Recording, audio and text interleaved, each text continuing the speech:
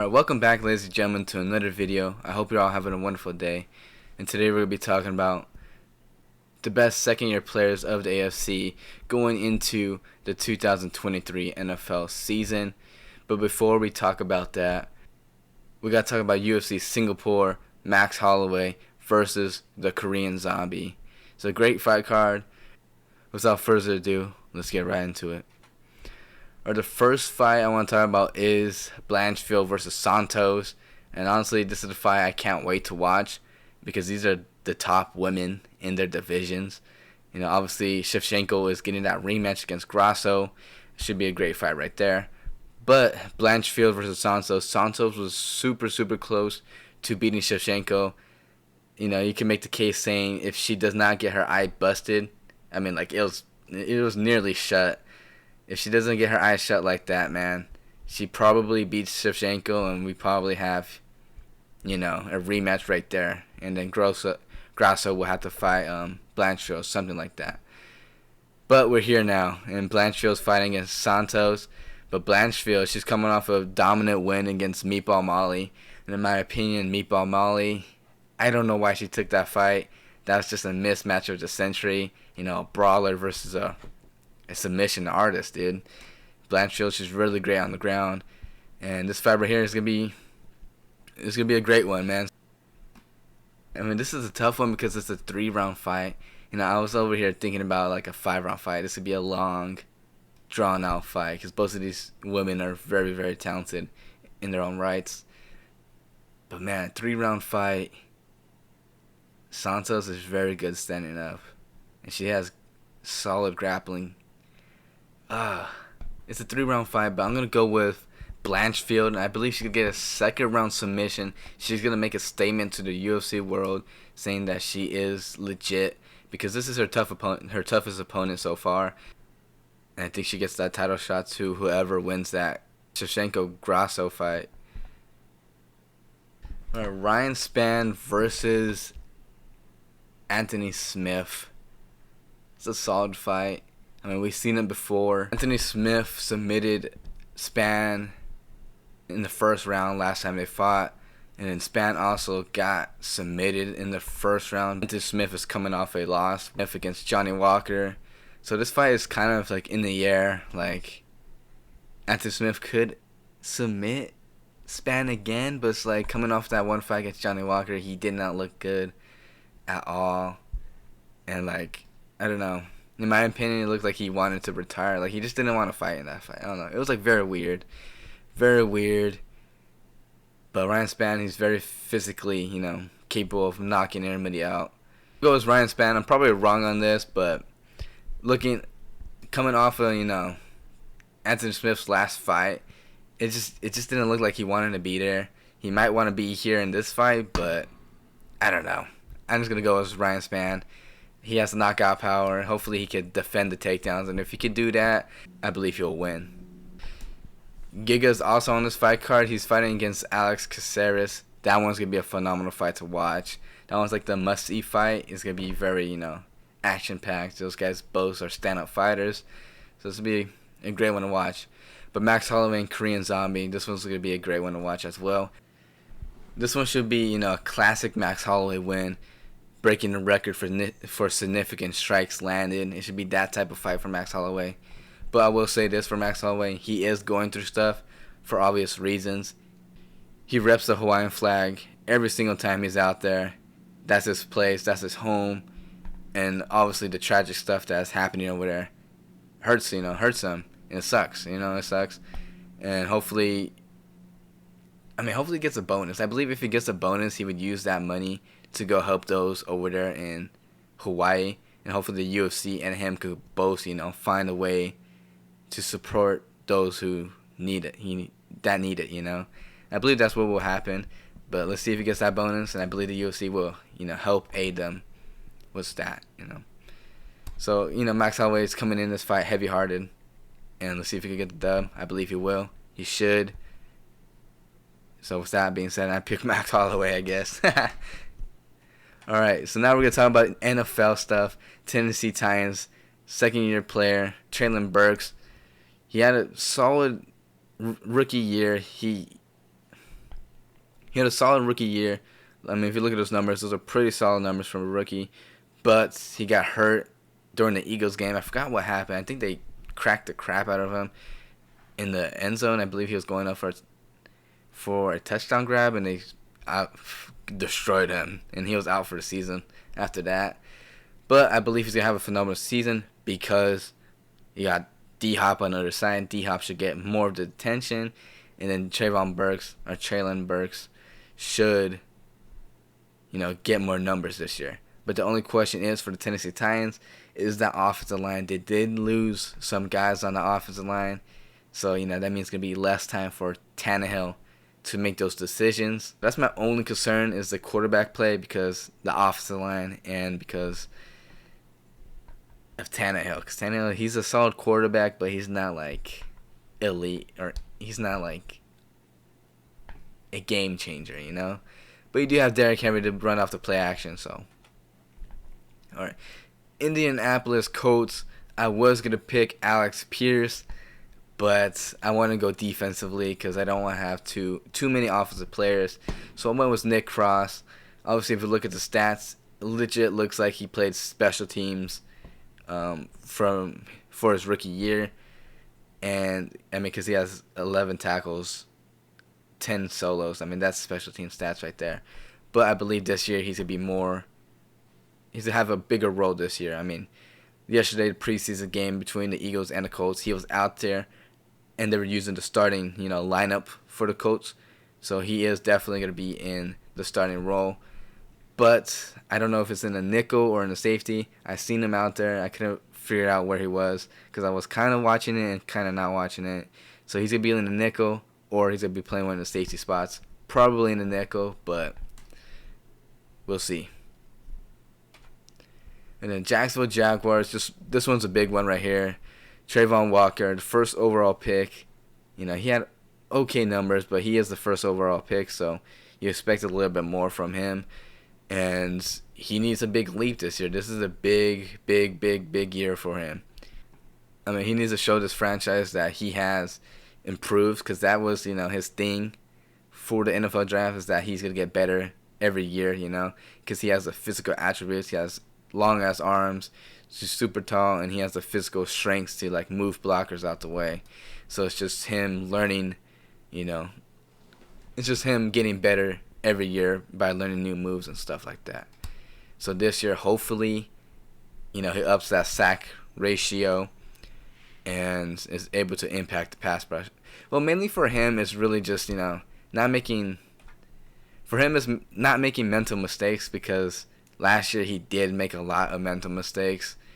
But, I guess it is what it is. Let's see if he improves upon that so he doesn't have that many mental mistakes. But, yeah, it's a big year for him. First overall pick. Let's get him a nickname, bro. He needs a nickname. Trayvon Walker is a cool, it's his name, his respectable name, but he needs a nickname, something to fear him, He needs to earn it, though. So hopefully he could go out there and earn a nickname and, show everybody that he is the first overall pick for a reason. All right, Houston Texans. I was, again, going to go offense here. Was Damian Pierce. Obviously because he's a phenomenal running back, but because the offense it just isn't going to be that great for the Houston Texans. Got a rookie quarterback. You got young receivers. You got Nico Collins, Tank Dell, Hutchinson, and then obviously Mechie coming off an injury.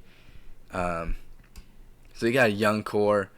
So I think Damian Pierce will have a tremendous year. So if you have him in fantasy, you probably got to steal because no one really talking about Damian Pierce. But Damian Pierce should get a lot of workload this year. But one was Derek Stingley. Derek Stingley went third overall, I want to say, because it was Walker, Hutchinson. I think he went third overall. So he went ahead of Sauce Gardner. So he has a lot of expectations on him. He only played 9 games last year, but he had, a lot of tackles. He had a lot of tackles. He had 5 passes deflected. He had 5 passes deflected and also 1 interception. He got a sack as well. So he has okay numbers, but he is supposed to be this elite corner, this lockdown corner. I mean, he's legit competing against Sauce Gardner.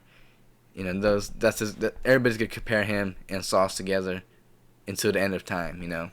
So he just has to be outbeat or outplay Sauce Gardner. All right, Pittsburgh Steelers, Kenny Pickett. He played 13 games. He struggled early in the season when he got his first start.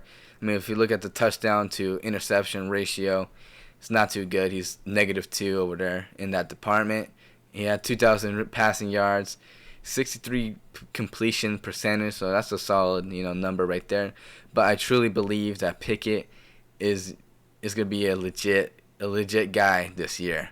I mean, that Steelers offense, I think it's gonna be way better. I mean, I think people are sleeping on the Steelers this year. I really, really believe that. I mean, that offensive line got way better. That tight end room got better. Receiver core is looking really good. Obviously, you got Najee Harris in that running back room. But I believe the Steelers offense is going to be legit. We saw them yesterday against the starting defense of the Falcons. They tore them up. They did. The two player the Falcons were missing in that starting lineup was AJ Terrell. But, let's be real. AJ Terrell's not going to really impact that much. He's going to probably take away the best player. But, I don't know, Pickens versus Terrell. That matchup would be pretty fun to watch right there. That's a fun matchup to watch right there. Hey, Kenny Pickett should have a way better year this year. The offense is way better. That's really all I got to say. The offense is just way better. It really is. Kyle Hamilton had a solid year last year. I mean, he was one of the top 10 prospects coming out of the draft last year. He went late, he went in the 20s, I believe, but that's because of the safety position. Teams don't value that position that much. And, Hamilton struggled early in the season. I mean, I feel like every rookie does. I mean, it's literally because they come out of college, go to the drafting process, go to rookie training camp, go to training camp, and then it's the NFL, season. And all that, they're learning a new playbook and, getting used to the NFL, level. Because, there's levels to the game, I believe Hamilton will have a phenomenal year this year. He was a top 10 prospect for a reason. I believe he's going to show why he was a top 10 prospect coming out of the draft. So Kyle Hamilton should have a phenomenal year in 2023. All right, Cleveland Browns. I went with David Bell. David Bell was one of my guys coming out of the draft. I believe he was selected in the 6th round or something like that. Maybe the 5th. That receiver room is looking pretty good for the Browns. They got Tillman. Obviously, Watkins showed out in the preseason. So David Bell actually might not make the roster, to be honest, bro. Because they drafted Tillman and they Watkins, a young receiver, showed out. So David Bell might actually be the odd man out. But wherever he goes, I think he'll be a solid receiver to whatever room needs it, All right, so the Cincinnati Bengals, Dexter Hill, he was playing he kind of was like a special teams guy. I mean, if you look at the numbers, those look like special teams numbers, but I'm pretty sure he was playing nickel and all that stuff. But the reason why he wasn't playing is because they had Bate, the free safety. He's one of the best in the league. So that's obviously Dexter Hill's not going to be playing if they have one of the best free safeties in the league. So they lost Bate. He went to the Falcons on a big deal. So now Dexter Hill is the guy to step up to take that role as a free safety. And by doing that, he should have a way better season. than his rookie year. And then the Kansas City Chiefs, Trent McDuffie, he had a phenomenal rookie year. Played a big role for the Super Bowl champs. He played a lot in the slot, but this year he's going to be playing outside. And in my opinion, that's where he should be playing, is in the outside. So he was playing kind of out of position, getting used to a different position playing in the slot, because playing in the slot is just different from playing outside. But he played phenomenal in the slot. So now they're going to put him back in his original place, and that's the outside corner. I believe he'll have a phenomenal year this year, and I believe more people will recognize how great Trent McDuffie is. All right, Las Vegas Raiders. I went Zeus from Georgia, the running back. And I put him here because Josh Jacobs, I don't know if he's going to play. I think they said that he was going to play, that he was going to return. I don't remember. I might be tripping on that. Don't trust me on that stuff. But I think he said he was going to come back. But Zeus, I mean, if Josh Jacobs doesn't come back, he's the guy. He's a solid running back. I don't think he's as good as, Josh Jacobs. But he's a solid back, so he's going to gain a lot more yards. But, he's gonna get more reps. That's really it. He's just going to get more reps. So, Zeus from the Raiders.